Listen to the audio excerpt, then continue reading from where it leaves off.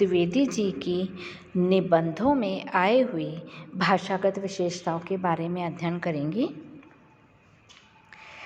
आचार्य द्विवेदी का शब्द भंडार असीम है। शब्द चयन के प्रति उनका दृष्टिकोण अत्यंत उदार है।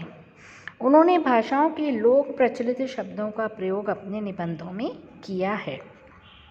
उनका स्पष्ट कथन है कि मुझे गर्व है कि आपने आज जिस भाषा को अपने लिए सामान्य भाषा के रूप में वर्णन किया है, उसने उर्दू के रूप में इतने विदेशी शब्दों को हजम किया है कि संसार की समस्त भाषाओं की पाचन शक्ति को प्रतिद्वंद्विता में पीछे छोड़ गई है।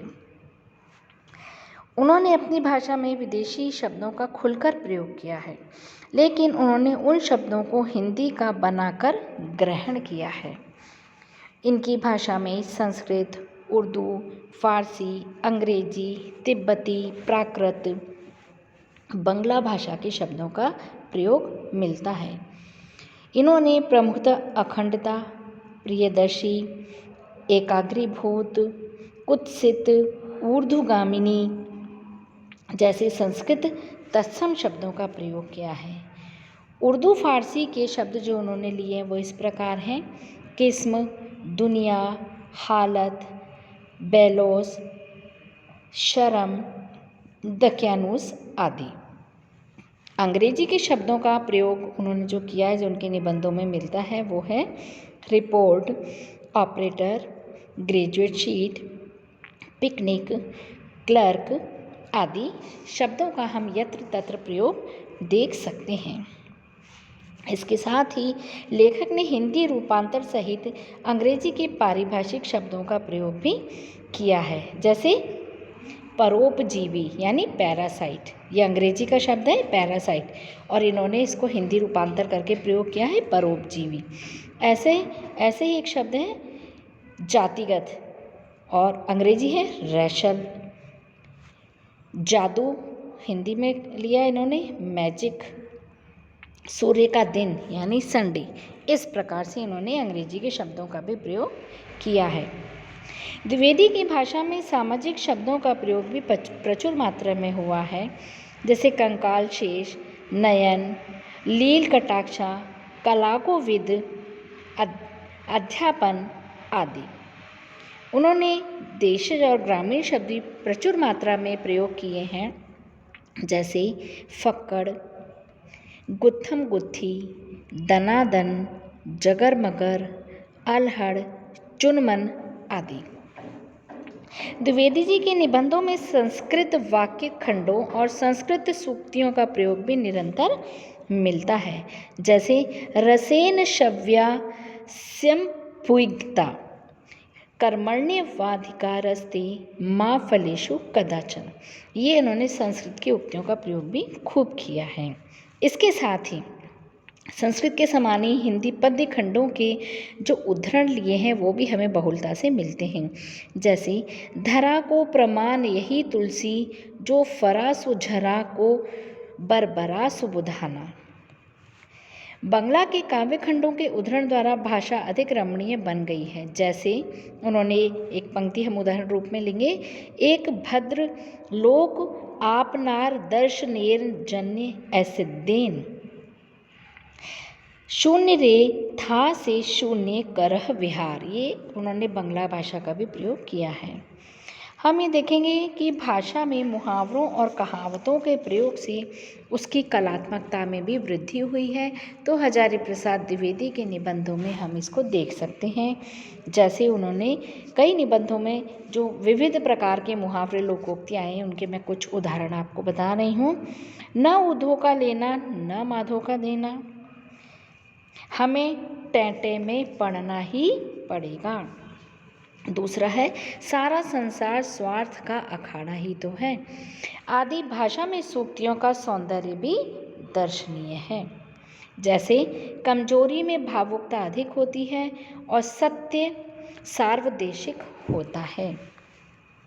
इसके अलावा हम उनकी भाषा की अन्य विशेषताओं को भी हम देख सकते हैं कि उन्होंने भाषा के अंदर उनका जो झुकाव है वो तत्समता की ओर रहा है। इतने पर भी उनकी भाषा में दुरूहता नहीं आई है। द्विवेदी जी के निबंधों की भाषा की हम देखें दूसरी विशेषता वो ये है कि वो सहज है, सुबोध है और सरल भाषा का उन्होंने प्रयोग किया है। उनकी भाषा में गत्यात्मकता और प्रवाह के साथ ही संगीत का गुण भी पर्याप्त मात्रा में मिलता है। द्विवेदी जी के निबंधों की भाषा की एक अन्य विशेषता के रूप में हम भाषागत चमत्कार और वक्रता को भी देख सकते हैं। उन्होंने बच्चों भाषा का जो एक चमत्कार उत्पन्न किया है जिससे कि पढ़ने में पाठक बिल्कुल भी नीरस अनुभव नहीं करता है और उसको पढ़ने में रुचि आती है। भले ही उनके निबंध बड़े बड़े हैं लेकिन उनमें रुचि है, पढ़ने में बहुत अच्छे लगते हैं और वो उनकी भाषागत चमत्कार से ही संभव हुआ है। इसके अलावा बच्चों उन्होंने एक वक्रता शैली को अपनाया है। आप वक्रोक्ति अलंकार के बारे में पढ़ चुके हो फर्स्ट ईयर से लेके अभी तक।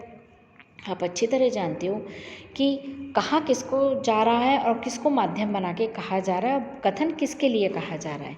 तो ये वक्रोक्ति अलंकार का जो जैसा आपने काव्य में पढ़ते आ रहे हैं ऐसा ही उन्होंने निबंध में उन्होंने वक्रता शैली को अपनाया है।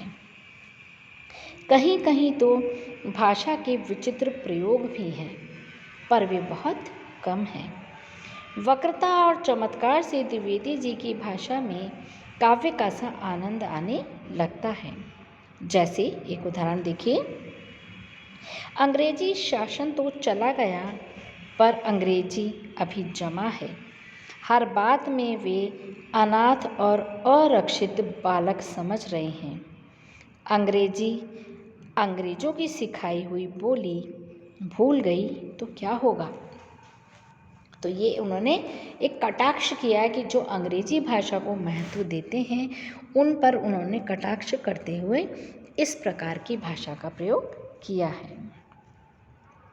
अगला हम देखेंगे कि द्विवेदी जी के निबंधों की भाषा में बहुत सारे वाक्य रचना और विषयानुकूलता भी हमें देखने को मिलती है। ये ऐसा नहीं है बच्चों कि उन्होंने विषय एक साधारण से चुने हों। उनके निबंधों के विषय भी बहुत अलग अलग हैं और उन विषयों के अंदर उन्होंने जो वाक्य रचनाएं की हैं, जिस प्रकार से वाक्य लिखे हैं, कई वाक्य तो बहुत लंबे लंबे हैं, कोई बहुत छोटे हैं, लेकिन छोटे जो वाक्य हैं उसमें भी हम ये देखेंगे कि वो सार गर्भित हैं और उनके अंदर ही छोटे वाक्यों में भी काफ़ी कुछ समाया हुआ हमको दिखाई दे जाता है। तो हम ये देखेंगे कि उनके निबंधों की भाषा में बहुत सारे वाक्य रचना और विषयानुकूलता देखने को मिलती है। गंभीर और शास्त्रीय विषयों पर लिखे गए निबंधों में काव्य रचना लंबी लंबी है, जबकि वृक्ष ऋतु विषयक निबंधों में अनेक स्थानों पर छोटी छोटी वाक्यावलियाँ मिलती हैं। जैसा कि मैं आपको कोटज निबंध में बता चुकी हूँ कि किस प्रकार से उनके छोटे छोटे वाक्य भी आए हैं जो कि बेहद आकर्षित करने वाले हैं। अगला हम उनकी भाषा की विशेषता और देखेंगे हजारी प्रसाद की कि उनके निबंधों की जो भाषा है वो विषयानुसार परिवर्तित होती रहती है। मतलब विषय के अनुसार वो बदलती जाती है। अगर वो किसी विषय पर लिख रहे हैं तो वो परिवर्तित हो जाएगी। जैसे साहित्यिक निबंधों की भाषा पांडित्यपूर्ण गंभीरता से मिलती है। मतलब अगर वो कोई साहित्यिक निबंध लिख रहे हैं तो उसकी भाषा में उनका पांडित्य यानी उनकी विद्वता हमको नज़र आती है। और बच्चों वो निबंध कैसे होंगे, गंभीर होंगे, वो हल्के फुल्के निबंध नहीं होंगे, क्योंकि वो निबंध किस पर लिख रहे हैं, साहित्यिक विषय पर लिख रहे हैं। तो ऐसे जो निबंध हैं उनके वो पांडित्यपूर्ण होंगे और गंभीरता से युक्त होंगे। किंतु साधारण विषयों से संबंधित निबंधों की जो भाषा है वो कैसी होती है, सहज है, सरल है और सुबोध है। इसके साथ साथ हम ये भी देखेंगे कि इस प्रकार के जो साधारण निबंध हैं उनकी भाषा में आत्मीयता भी मिलती है। आत्मीयता के भाव भी उसमें प्रदर्शित होते हैं।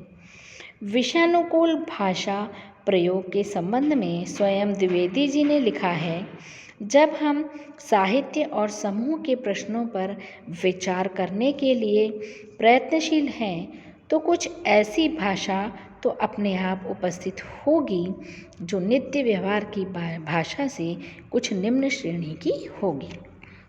यहाँ वो ये बताना चाहते हैं कि यदि हम साहित्य के प्रश्नों पर अगर विचार करते हैं तो उसके लिए हमें भाषा कैसी लेनी पड़ेगी, थोड़ी सी गंभीर लेनी पड़ेगी।